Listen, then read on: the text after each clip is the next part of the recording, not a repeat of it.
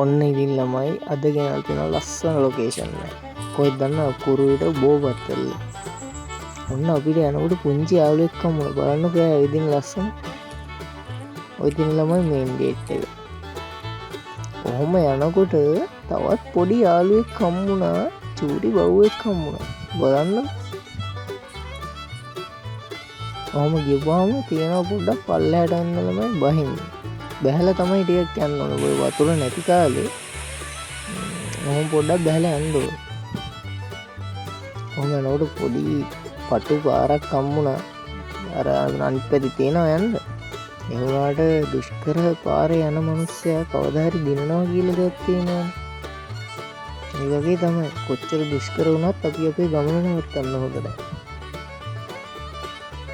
ලස්සනයි නේද ළමයි? පොඩ්ඩක් අමාරුයි තමයි. ඕම් බලන්නකො ළමයි කුරුල්ලොන්ගේ සද්ද. අර ලස්සනක් තියෙන්නේ.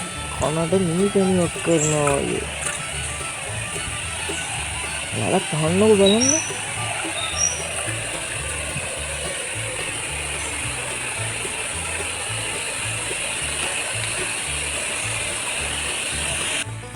ඕම යන්නකොට ළමයි පොඩ්ඩක් ඉතින් අමාරුයි තමයි. ටිකක් ඉතින් මේ පිටින් ඉඳලා මහන්සි කරලා යන්න ඕනේ.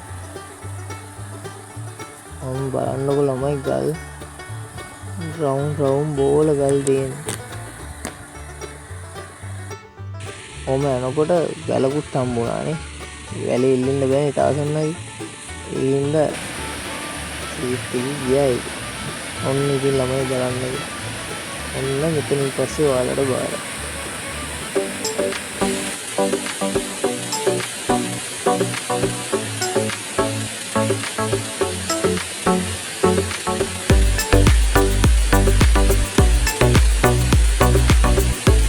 ලස්සනයි නේ ළමයි. බලන්න වතුර පාර වටන විදිය. ඔන්න ඉතින් ඔයාලා ඉන්නම් පොඩ්ඩක් මම උඩට නැග්ගේ රිස්ක් එකක් තියාගෙන.